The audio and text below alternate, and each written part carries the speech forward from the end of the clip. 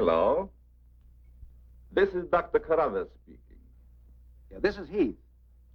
Yeah, Henry Morton and I are having a little get-together at my home tonight. We want you to come. Why, that's nice of you, and I appreciate it.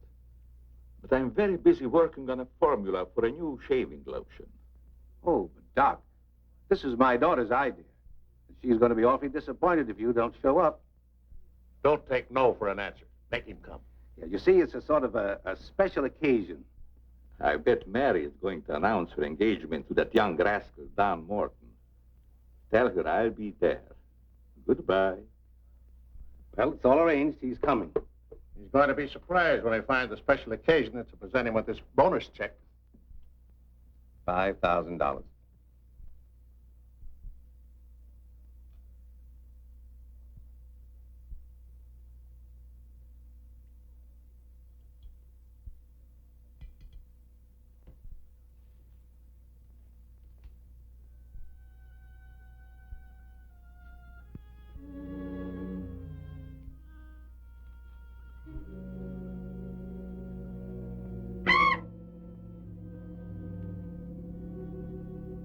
Good. You have not forgotten. You hate this strange oriental fragrance even while you sleep. Just as you did before I made you big and strong. Now, if you detect the fragrance in the night, and you're fully awake, you will strike.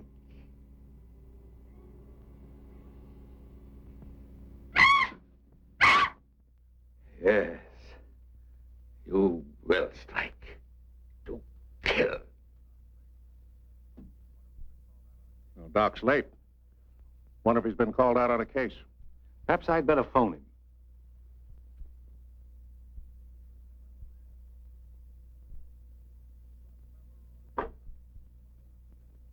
Remember, Roy, Tommy, you're not to mention anything about this bonus for the Doc until after your father has presented it. Have you warned those two lovebirds over there? Perhaps I'd better. I want to caution both of you. Not to say a word about the check. Until you're ready to spring it on him. Your father will make the presentation, Mary. Why don't you unveil it, like a statue? Then we could all be in on it. You know, I think it'd be a better idea to put it in a bottle and launch him with it. You must have gotten that idea out of a bottle. Well, the Doc isn't coming. What? Oh, what a shame. Oh, he just got busy with his new formula and forgot all about us. He'd forget the formula if he knew about that $5,000 check. Why don't we all go up there and give it to him? No, I wouldn't do that. He doesn't like visits when he's experimenting. Well, Roy can take the check up to him. Sure, I'll take it. Shall I make the Doc a speech when I give it to him? You won't have to, Roy. The check speaks for itself. Yeah, and says a mouthful. Son, tell the Doc we're awfully sorry he can't be with us, but of course we understand how busy he is. All right.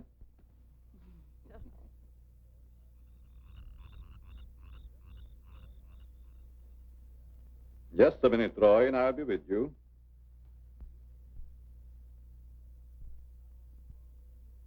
That's it, all right. Now, what can I do for you? We were all sorry you couldn't be there tonight. Yes, but you see, I'm busy. Something important, very important. Yes, of course. Mr. Morton and Dad had planned a little surprise for you. A surprise? It's in here. Well, let's see what it is. $5,000. What's this for? Just a little token of the firm's appreciation. Oh, I see. A bonus. Well, it's awfully nice of you, Father and Mr. Morton. I will thank them personally tomorrow.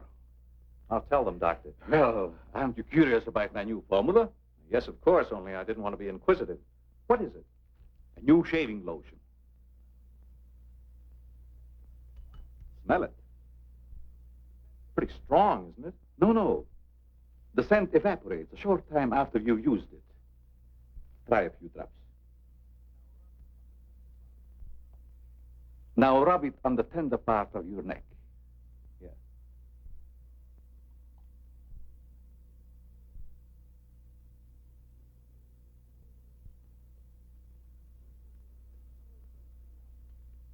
soothing, isn't it? Yes. When will it be ready for the market? Oh, it's still in the experimental stage.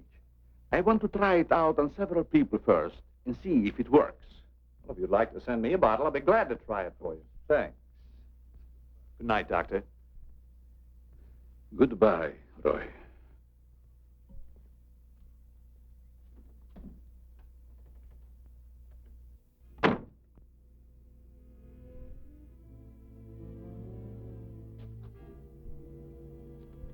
Lovely check, isn't it, Doctor? They are wealthy because of you. You made them rich, Doctor. It was your formula.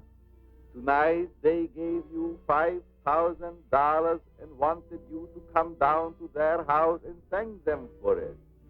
That was your money they gave you, like a bone tossed to a faithful dog.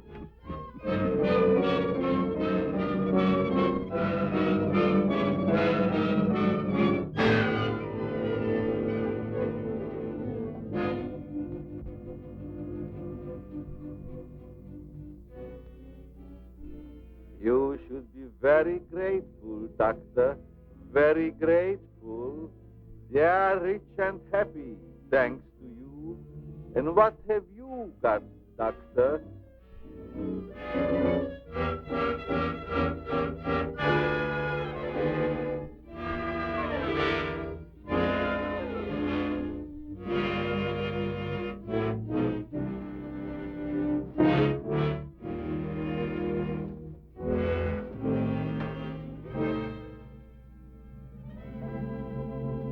Tonight you have work to do.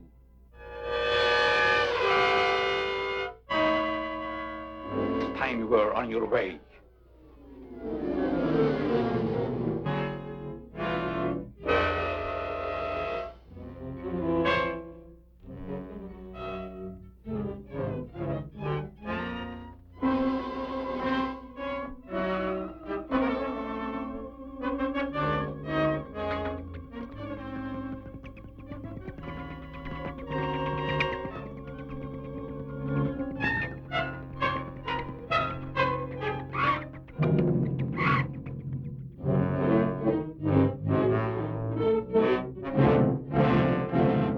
Mary, tonight's a good time while our families are here to announce our engagement.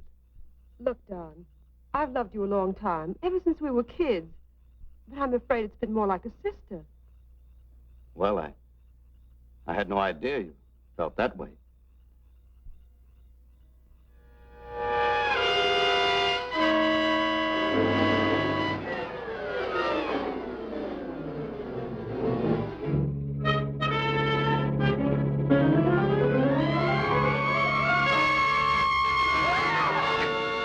Something's happened to Roy.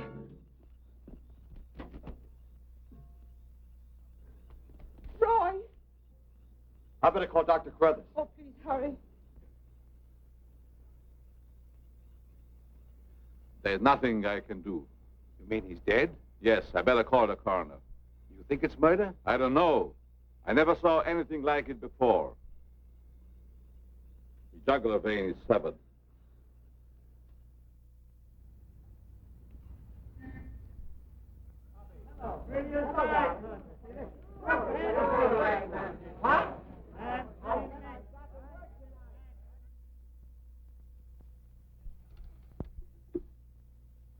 Send Johnny Layton in here.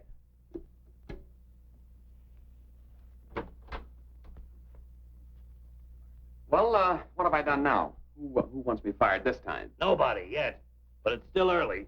This came in from Heathville. It's a mystery killing. Old Martin Heath's son. Who's Martin Heath? Who's Martin Heath? Say, have you ever had a date with a girl? A girl? Oh, yes, a girl. I believe I did take a girl out once. Well, did she smell sweet? Of course she smells sweet. Most girls do. Well, that's because of Martin Heath Cosmetics Limited. They make all that goo that the women put on their faces so they won't have to wash them with soap and water. I get it. A big man, huh? Yes, and a big advertising account. Grab yourself a photographer and get along over there to Heathville. The coroner's holding an inquest. Find out who really killed old man Heath's son. Okay, McGinty, I'm on my way.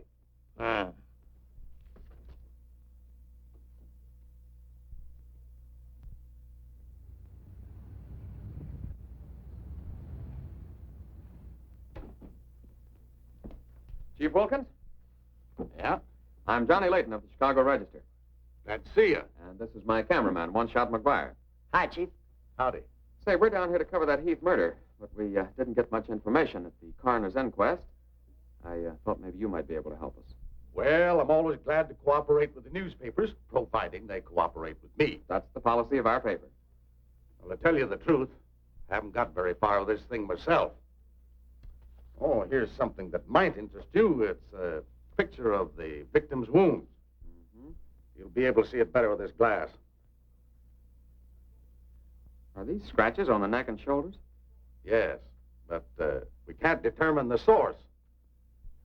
They're too deep for fingernails, too shallow to have been made by a knife. They're more like claws. That sort of bears out Dr. Crothers' theory at the inquest of a wild animal. Have there been any circuses around here lately?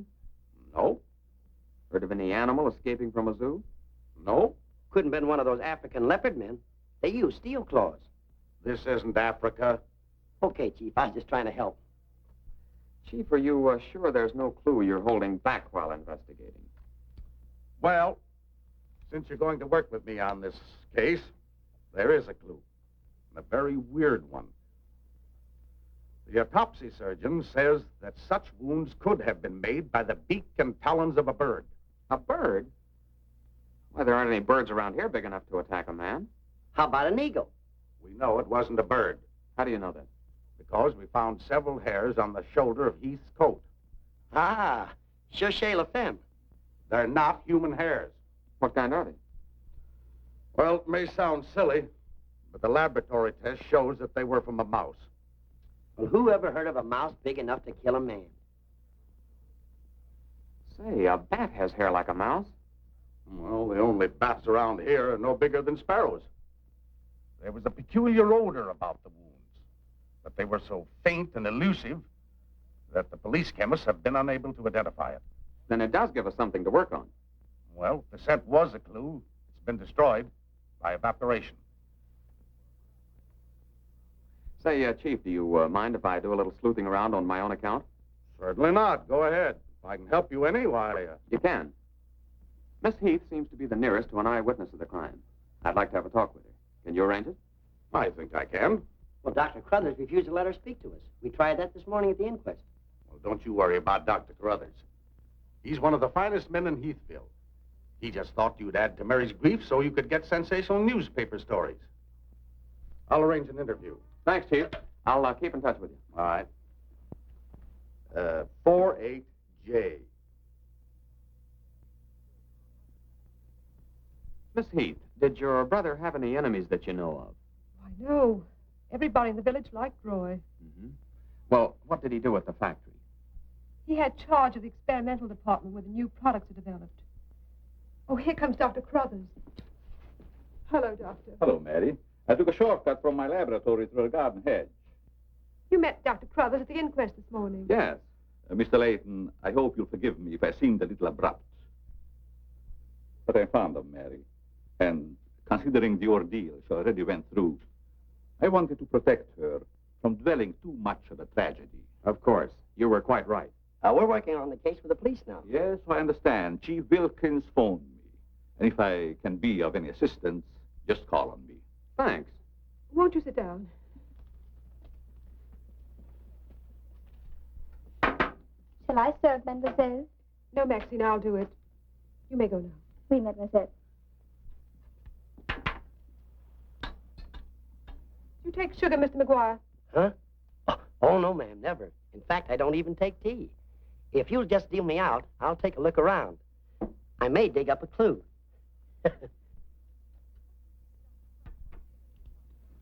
What do you think of Dr. Crothers' theory about a wild animal, Mr. Layton? Well, frankly, I don't think much of it. I can't say that I blame you. But I, as a scientist, take many things into consideration a layman might overlook. For instance? The jagged nature of the wound, the rapidity with which the murderer escaped, the scratches from talons or claws. But when an animal attacks a human, there's bound to be a lot of noise. You heard Miss Heath testify there was no sound of a struggle. No. Only those awful screams. It's very puzzling. very mystifying. Doctor, when you last saw Roy, did he seem worried or nervous or moody? No, not at all. On the contrary. He was in the best of spirits. Well, I've got to get back to the village now and follow my story. You'll excuse me? If you find it necessary for us to talk again, you may come back at any time. This evening, if it's all right with you. I'd like to spend some time here. Well, yes, that'll be quite all right. Thank you. Goodbye, Miss Heath. Goodbye. Goodbye, Doctor. A little more chiffon, baby. I do not understand. Oh, you know what I mean. A little more of your stocking. Like these? Sure, I like 'em. Who wouldn't? Now, hold nice and still, because this is going to take a little time.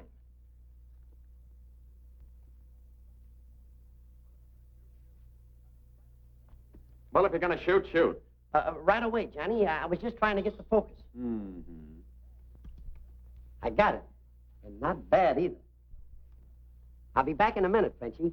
And don't worry none about those werewolves, because nothing's going to harm you while I'm around here. You make Maxine feel so calm. My big, brave journalist.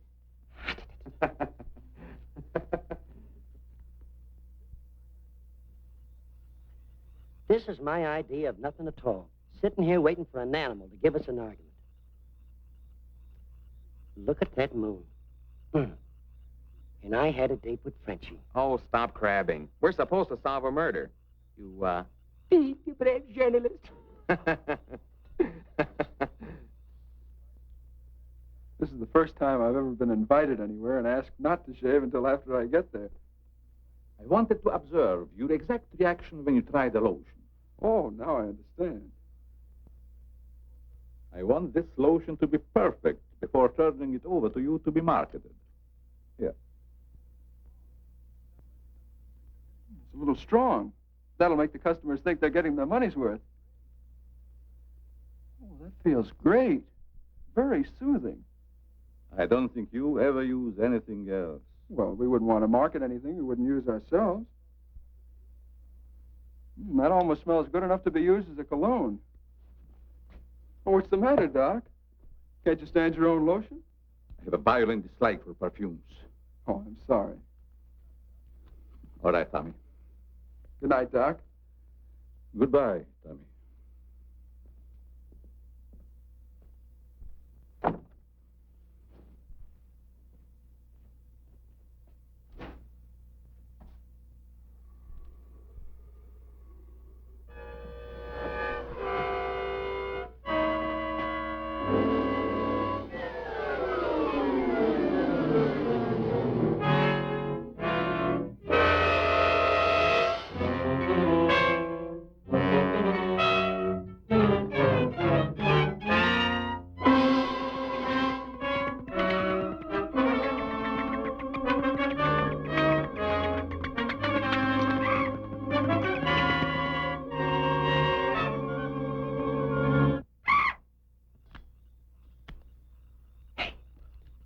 What's that? Where? Over there, something's moving.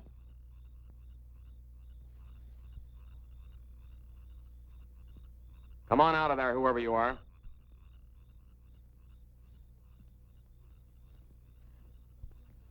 What are you doing out here, Miss Heath?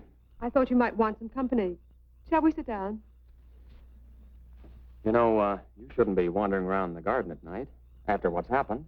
Neither should you. Well, but it's part of my job. Mine, too. Roy was my brother. Be careful, I think it's Tommy. Hello, Tommy. Hello, everybody. Hello, Hello, Tommy. darling. What's up, sis? Mr. Layton wanted to stay in the garden for a while, so I joined him. Don't tell me you're waiting for that animal Dr. Carruthers mentioned. So you don't believe it either? I certainly do not. It's ridiculous. But somebody or something killed your brother. And I suppose you're working on the theory that the murderer always returns to the scene of the crime. Perhaps I am. Not for me. If you'll take my advice, Mary, you'll leave these gentlemen to their vigil and go to bed. That's what I'm going to do. Good night. Good night, Tommy.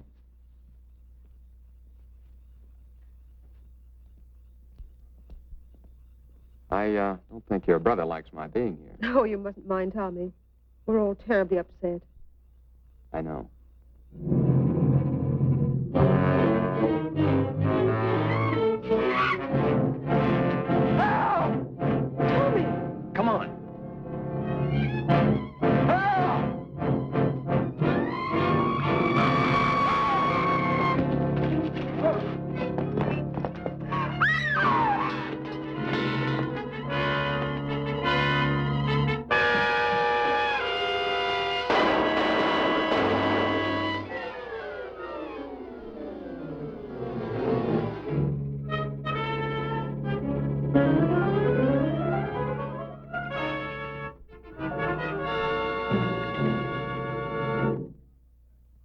what I'm telling you, McGinty. It was a bat. I saw it kill Tommy Heath.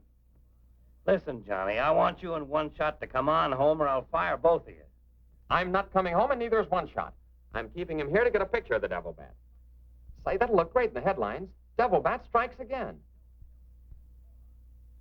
Listen, don't tell me it had horns.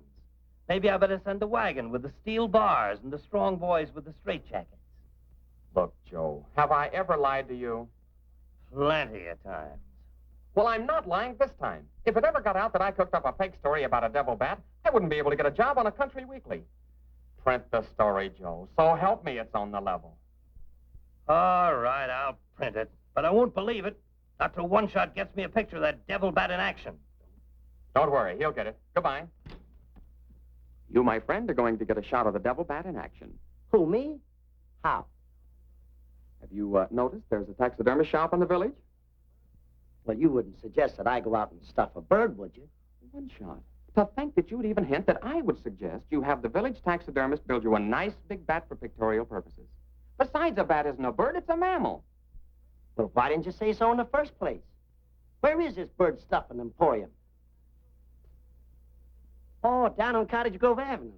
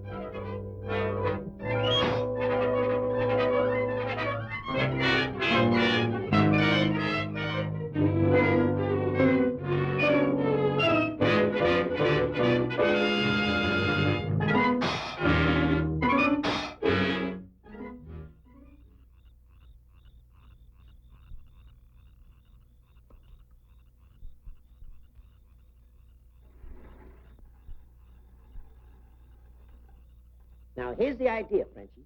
You hang on to the bat till I get my camera set up. And when I raise my hand, you give the bat a good shove, and it'll swing out just like it's flying. Then I can get a swell picture from my boss. Get it? Oui. I am wise, no? No. But hang on to the bat until I raise my hand, huh?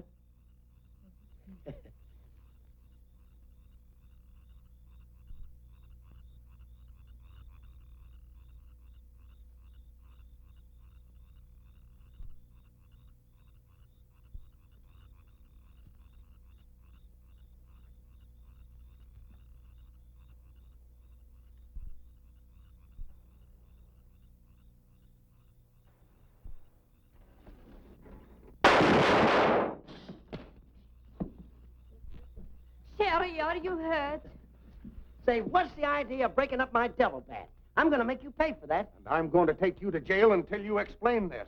Come on. You can't do this to me. I'm doing it. I was just conducting a little experiment, trying to find out how the devil bat does his killing. I'm sure McGuire didn't intend doing anything wrong. He's just a little overzealous about his work. Well, with the town in an uproar, and everybody terror-stricken, wondering whether he's going to be the next victim, I don't want any more trouble stirred up, even with an artificial bat. You'd better get back to the hotel. I want to talk to the chief alone. Is it all right, Chief? Yeah, but be careful in the future. Ever smelled anything like this before?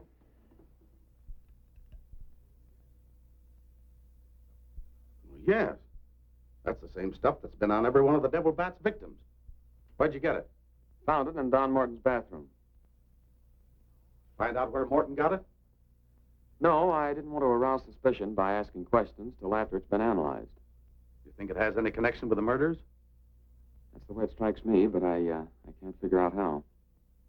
I'll get the police cameras on it right away. I'll snoop around, see if I can find out where Morton got it. Well, it probably came from down at the Heath Cosmetic plant. I've men working on the theory of a disgruntled factory employee committing the crimes. It's certainly more than coincidental that all the victims have been members of the Heath and Morton families. Yeah. Looks like a plot to wipe them all out. I wish the rest of them would leave town until this crime is solved. You're worried about Mary, aren't you? Well, yes. I've been urging her to leave, but she won't go without her father. And he insists on remaining here to help clear up the crime. Worse than that, neither Heath nor Morton will let me give them a bodyguard. I guess we'll just have to wait for something to break. Good night, Chief. Good night, Johnny.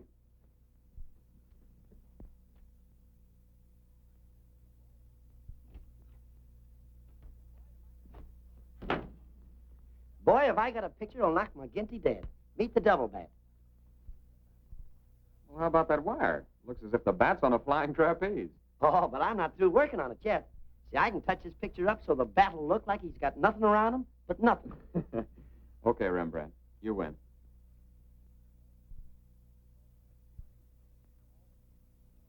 This is your news commentator, Walter King. Tonight we're broadcasting from the little village of Heathville, where an alleged devil bat has claimed 3 victims during the past 6 weeks. You will note that I say alleged devil bat. That, ladies and gentlemen, is because your correspondent has been very skeptical from the start as to the existence of this horrendous creature. I have as my guest in the studio tonight Professor Percival Garland Rains, perhaps the world's greatest authority on animal life. I'm going to interview Professor Rains on the subject of the devil bat. Our radio audience may draw its own conclusions. Professor Rains, first let me ask you, point blank, do you believe that any such creature as the devil bat exists? I do not. He's got a nerve. Quiet. In the Dark Ages, when men and women lived in caves, there may have existed a bat of this size. But not in this day and age. How do you account for the fact that Mary Heath, whose 2 brothers were victims of the devil bat, and a newspaper reporter, John Layton, claim to have seen this amazing creature? Sometimes, under stress of excitement, our minds play tricks on us. Hey, he's insinuating you saw the little bat that wasn't there. Pipe down. But how about the picture of the devil bat published by Mr. Layton's paper? I examined that picture under a powerful magnifying glass. I denounce it as a fraud. Whoever constructed the strange-looking monster forgot to remove a label from the silk used on its left wing. That label reads, "Made in Japan."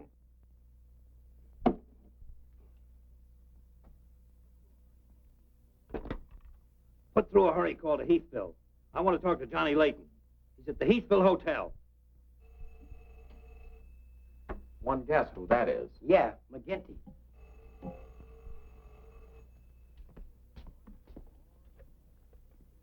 Go ahead. Pour it on. So you slipped over a fake picture on me, huh? Well, you're fired, both of you. And I'll see to it that you never work on another newspaper as long as I live. Made in Japan. You tell One-Shot McGuire he ought to be snapping photos in a booby hatch. Both of you, come on in and get your final checks. Oh, no. We're not coming in to get anything. All right, so we're fired. But we're staying here just the same. I saw that bat. We're going to stay here till we catch that bat, and when we do, I'm going to bring it in and stuff it down your throat. Goodbye. Well, we're fired. Mm-hmm. Again. That's him calling back to apologize. Now, you give him a good scare. No use begging us to go to work for you again, McGinty. You fired us, and we're staying fired. Oh, Mary, I thought it was somebody else. Johnny, why did you make a joke of a tragic thing like this? But it wasn't intended as a joke, Mary. I was only trying to get the news. I suppose you call it getting the news when you arrange to print a picture. That's a deliberate hoax that has the entire country laughing. A grand joke, Johnny, but somehow I can't appreciate it. But I can explain that picture. Don't try, Johnny.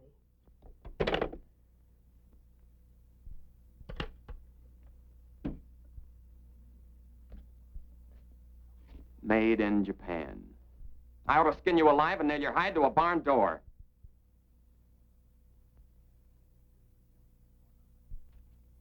Here's the chemist report on that shaving lotion. I see he couldn't break down one of the ingredients. Yes, he said it must be some element with which he's not familiar. We won't get anywhere until we identify it. There's just one other man in this town that might be able to help us. Dr. Carruthers. Yeah, Carruthers could help us. I found out he compounded that lotion. Well, if you suspect Carruthers, you're barking up the wrong tree, Johnny. He's the last man in this town that would harm anyone. Why, everybody loves him. Maybe so. But here's something else I dug up. The Heath and Morton fortunes are based on a greaseless cold cream formula Dr. Crothers invented. So what? All the doctor got out of it was $10,000, and the others made a fortune. Well, it's common knowledge that he sold out for cash when he could have had an interest in the firm. Just the same, every victim had this stuff from his laboratory on him. Maybe you've been working too hard on this case, Johnny. Well, I'd just like to get his reaction on the stuff. If he denies knowing anything about it, we'll know there's a tie-up somewhere. I think you're bombing. But just to show you that I'm following up every clue, we'll talk to him.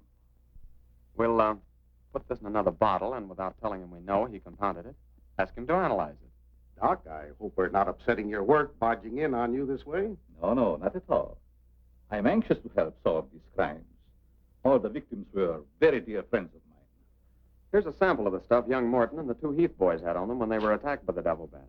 Of course, it doesn't make sense to me that a bird would choose only people using that particular stuff. A bat is not a bird. It's a mammal. Well, anyway, our police chemist couldn't break down one of the ingredients. We thought perhaps you could. Why, I compounded this myself. It's a new shaving lotion I'm experimenting with. The ingredient your chemist couldn't break down, I discovered years ago in Tibet. How did you happen to put it in a shaving lotion? Oh, the lamas use it in some of their religious rites as a perfume. The scent is very pleasant and can't be imitated by competitors. But what were Don Morton and the two Heath boys doing with the stuff? Oh, it is the policy of our firm to try out any new product before marketing it. Well, that knocks our theory into a cocked hat. Yeah. We were hoping the unknown ingredient might turn out to be some sort of a clue. This isn't the kind of bottle I give it out in, but I presume your chemist changed it when making the analysis. Yeah. Is there anything else I can do to help? Tell me, did you hear Professor Raines on the radio last night? Yes. It was very interesting and very asinine. You mean you believe there is a devil bat? Why not? You saw it, didn't you? Well, sure I did. So did Mary. Then why worry about what one scientist says? That one scientist got me fired. Oh. You mean your newspaper discharged you? That's right. Oh, that's too bad. Then you're believing Heathville before the mystery is solved. I'm afraid not. I'm going to stay here and work with the chief. Since you're going to stay here for a while, I would like you to try out a bottle of the new lotion and tell me how you like it. And you too, Chief. No, not me, Doc. If my wife ever smelled perfume on me, she'd suspect me sure. Well, Mr. Layton, I understand you are not married. All right, I'll try it in the morning when I shave. I guess we better be going, Chief. See you later, Doc. So long, Dr. Crothers. Goodbye, Mr. Layton.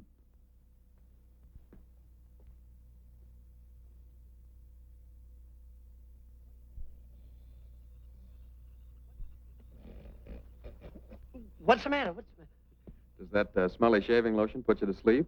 Well, why'd you tell the doc you're going to use it if you think it's smelly?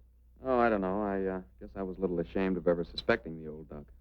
Well, I like it, and I'm going to tell him so. What time is it? After midnight. Midnight? Oh, there ain't no use of waiting around here any longer. This must be the bat's night off.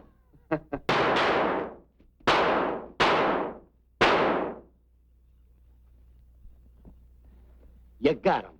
Listen, Johnny, I'm going to cook that bird personally for McGinney, and I'll even stuff it myself.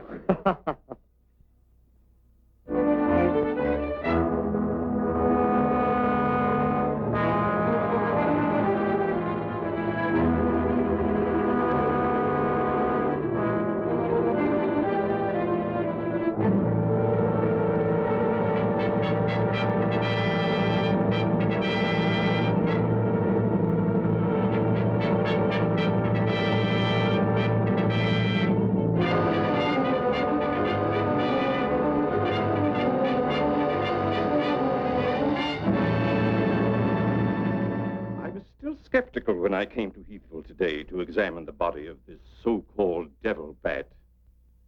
But after seeing it personally and making exhaustive research, I've arrived at the conclusion that the creature is the lone survivor of a type of giant bat which existed in great numbers during the early part of the Neolithic age.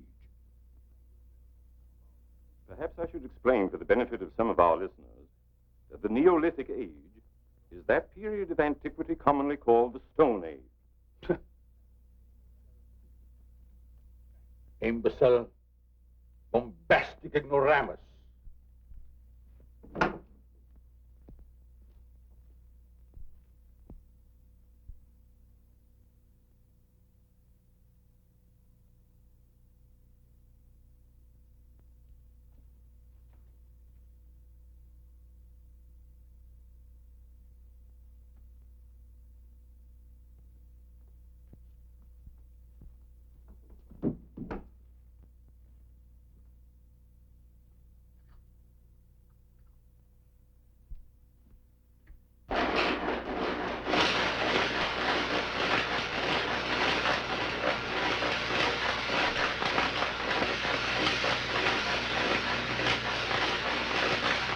McGinty, but One Shot and I are not interested. At your prices. Of course, if there was a raise of, say, $30 plus a fat bonus, we might consider it. You're hold-up men, both of you. I refuse to be robbed. Have it your way, McGinty. Have it your way. But we have the bat's corpus delicti and the exclusive picture. Of course, I've got an eyewitness story that 2 syndicates are bidding for. And don't forget, you got to pay us for the time we were fired. That's better. Now you're talking, boss. Okay, we're working for you again. We'll gather up the loose ends and see you in a couple of days. Goodbye. Come in. Hello, Johnny. Well, Mary. Johnny, I came to tell you that I'm sorry I said what I did the last time we talked. Do you suppose... well, I don't know how to say it, but... I do. Miss Heath, do you suppose that little French girl would apologize to me if I looked her up? Positive she would.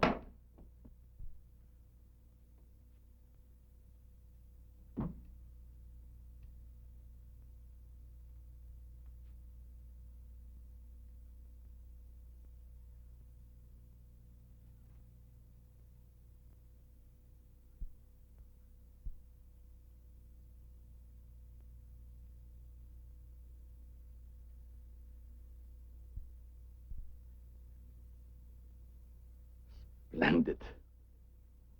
You will be even greater than your unfortunate predecessor.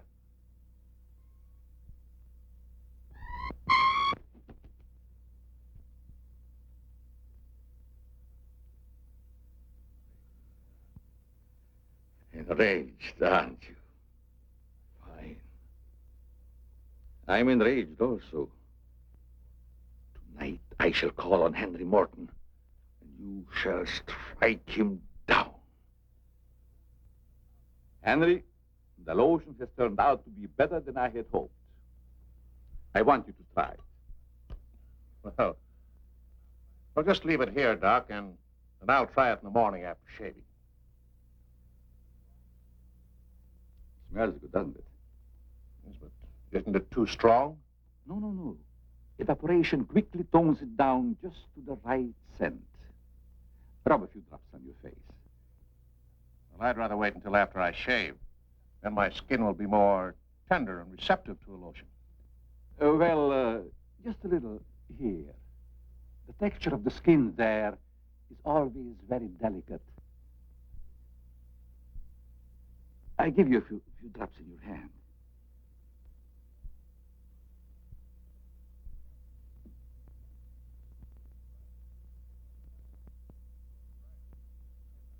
I hope you're right about that scent evaporating quickly. I smell the high heavens. Perhaps that will be the secret of its success. Well, you can never tell what's going to happen in this business. You can believe me, Henry. You don't have to worry. Yes, I can believe that, Doc. All of your formulas have been highly successful. Oh, I've been going over the report to the company's annual earnings. A net profit of over $1 million. Not bad, eh? When you remember what we built on. A mere $10,000 for your formula. You shouldn't have demanded all cash, Doc. You should have ridden along with us. Then you'd be rich, too. Well, but then you've had a lot of fun in your laboratory with your experiments, dreaming up something new. You're a dreamer, Doc. Too much money is bad for dreamers. So you try to pay me in flattery, telling me that I'm a dreamer. Well, I do dream. Dreams that you could never guess. Your nerves are frayed, Doc. Now calm down. Get a grip on yourself. You've been working too hard on your formula. Formula. That's but child's play for a great scientist. Your brain is too feeble to conceive what I have accomplished in the realm of science. Doc, you've made some great scientific discovery. What is it? When you'll find out, Henry, it'll be too late for you. Oh, come, Doc. You can't pretend to control a man's destiny. I've already proved it 3 times.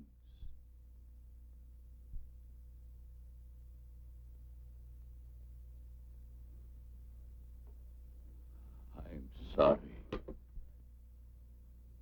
Perhaps you're right, Henry, about my working too hard. I guess I'm a little tired. I better go home and get some rest. Sure. A night's sleep will do you good. Good night, Doc. Goodbye, Henry.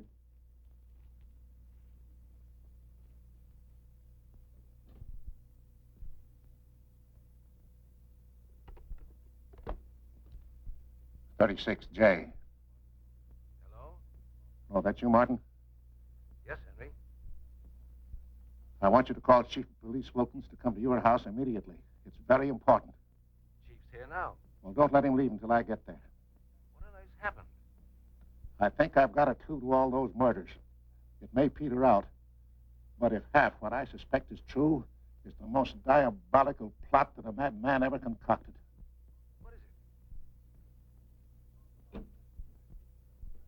Talk about the absent-minded professor. I forgot my hat. Henry, what is it? I'll tell you all about it when I get there. I hope I didn't intrude on a private conversation. No, nothing important.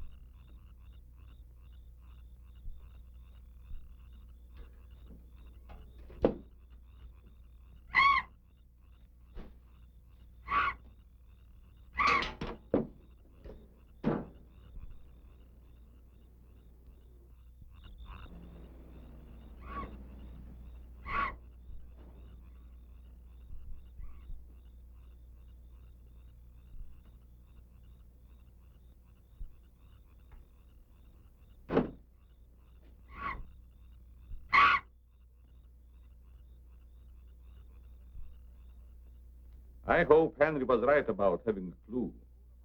But why didn't he explain more about it when he phoned? When I insisted, he changed his tone as if he'd been interrupted. I was afraid that he might be overheard.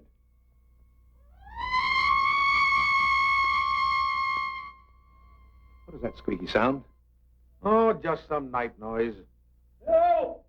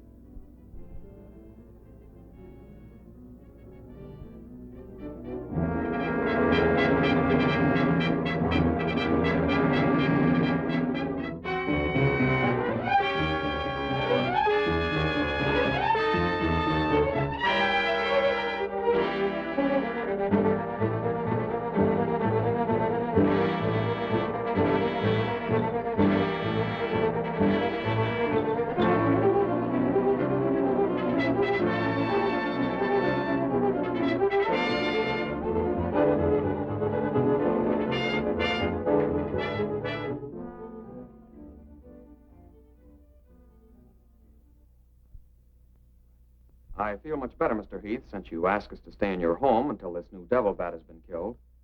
I've been worried about Mary. What reason have you to believe that Mary is in danger? Only this. I'm convinced that someone is using the bat to wipe out the entire Heath and Morton families. As a scientist, I assure you, the thought of a human controlling a bat is fantastic. Just the same, no villager's been killed or even attacked. You're forgetting, aren't you, that Mr. McGuire was attacked. He's not a member of either family. Why, I'm practically a member of this family already. I'm going to marry Miss Heath's maid. Oh, really? Well, boys, I'll have Maxine show you to your room. I must be running along home. It's past my bedtime. Good night, gentlemen. Good night, Good night, Doctor. Martin. Good night, Good Doc. night, Doctor. Goodbye, Mary. Come along.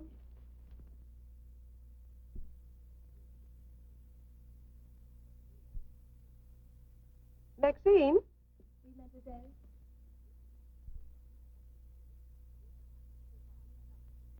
Did you fill my perfume bottles with something new? Oh, no, mademoiselle. I never touch your perfume. It's funny. I don't recognize it. Perhaps Dad filled them as a surprise. He always does that with every new perfume the plant puts out. Is there anything else? No, Maxine, that's all. Good night. Good night, mademoiselle.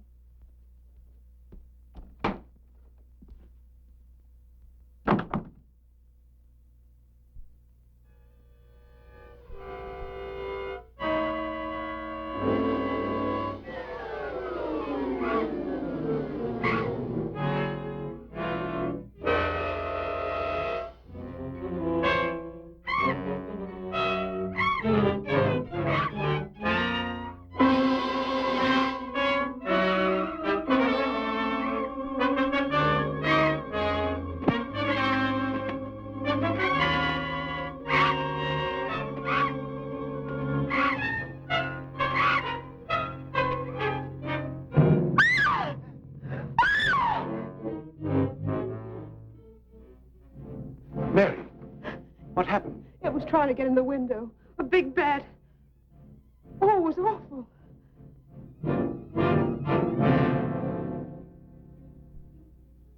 Mary, I want you to tell me everything you did just before that bat tried to get in. Well, first I took a bath. Then I brushed my hair, and Maxine came in and turned the covers down.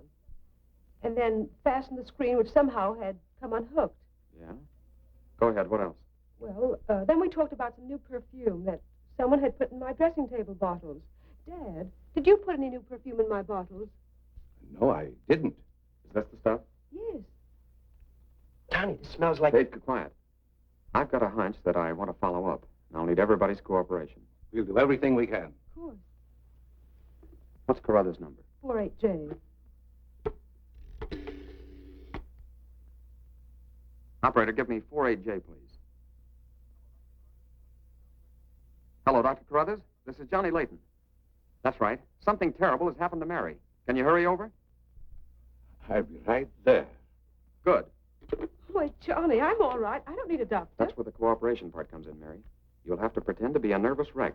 Mr. Heath, you and One Shot must help her trick Dr. Carruthers into staying here as long as you can. Where are you going, Johnny? To, do a little private bat hunting.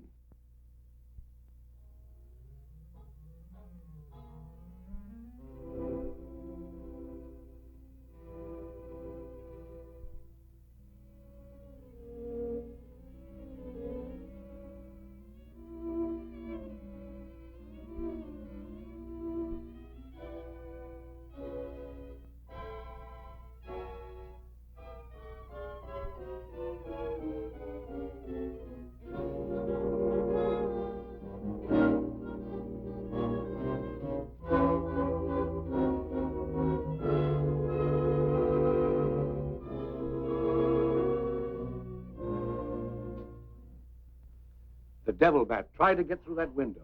She's suffering from fright. I give her a sedative. Where's Mr. Layton? Why, I guess he's out in the garden hunting the devil bat.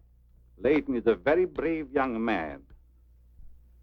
Give Miss Heath one of these every half an hour. Oui, doctor. It will quieten her nerves. But, Doc, hadn't you better stay until she's quieter? She'll be all right in the morning. Hey, Doc, I don't feel so good myself. Would you mind taking my temperature? You look perfectly well, Mr. McGuire. Well, you ought to see my tongue. It looks just like a squirrel's tail. Look. Try some calomel.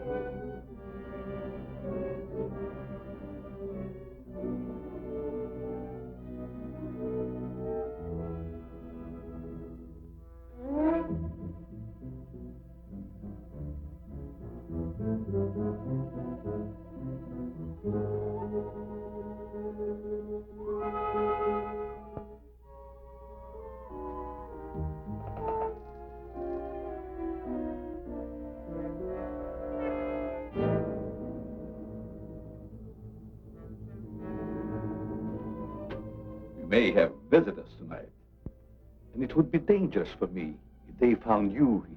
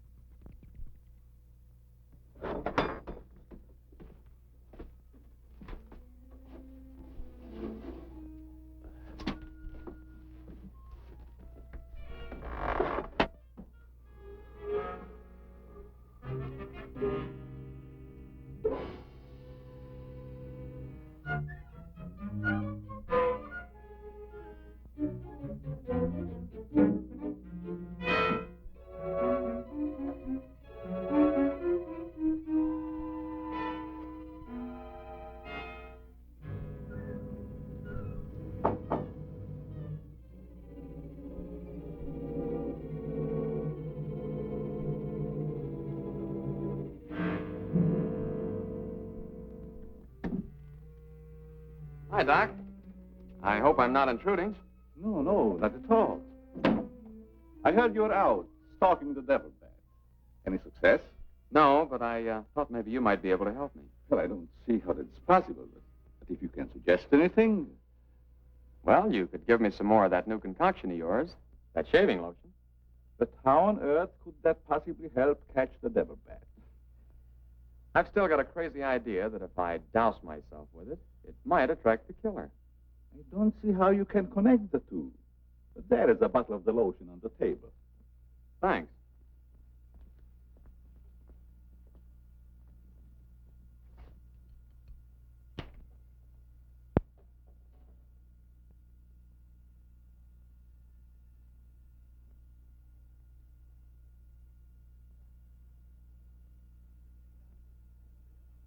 You see, Doc, I figured out something. All four of the murdered people had this lotion on them when the devil bat struck. Now, my plan is to sit in the garden, and when the killer makes one of those power dives, I'll blast him.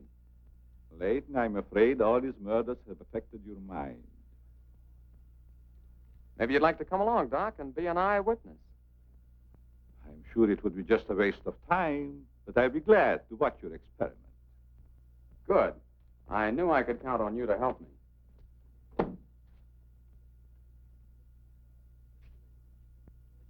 I tell you, Layton, expecting a bat to be attracted by the scent of a lotion is all foolishness.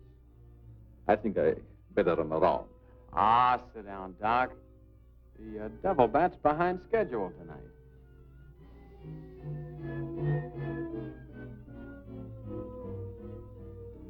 You aren't very chummy tonight. What's the matter? Firearms always make me nervous. Oh, I thought maybe you didn't want to be sitting too close to me. Just in case the Devil Bat does show up. According to your theory, the killer wouldn't attack me. I haven't any of that lotion on me. You have now, Doc. Why did you do that? To make it a 50-50 proposition, Doc. Now sit down, and don't try any shenanigans.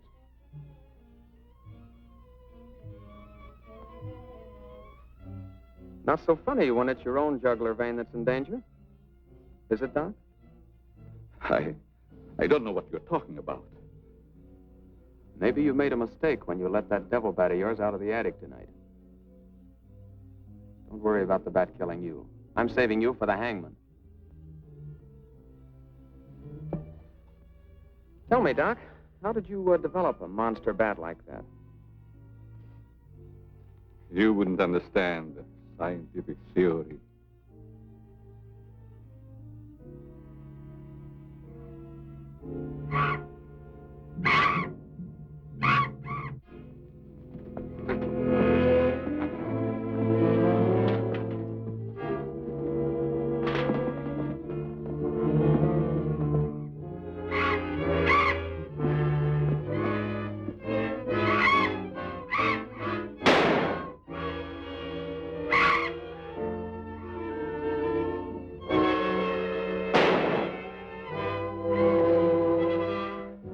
Hello, Chief. What are you doing out here? Young fellow, don't think that you're the only man working on this case. It was lucky I was here, too. Thanks. Did you kill the devil bat? No, he got away. Well, here's one bird that didn't get away, and he's the murderer we've both been looking for. Quick, shoot it!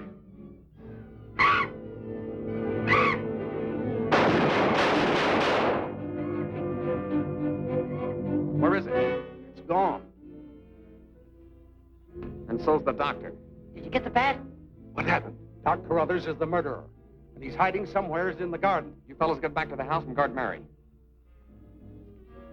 Come on.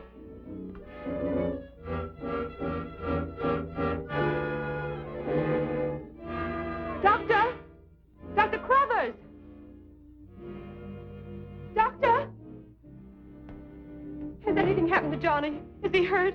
They took him up to my place. You better come along with me.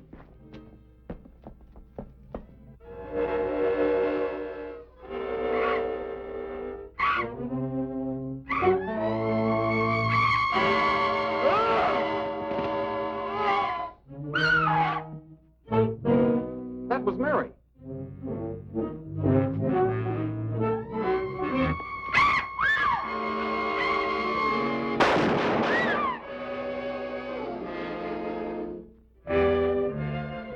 Are you all right, Mary? Go help Dr. Carruthers. He's over there. That devil bat belonged to the doctor, Mary. He created it to commit those murders. Well, it's too late to help the doc.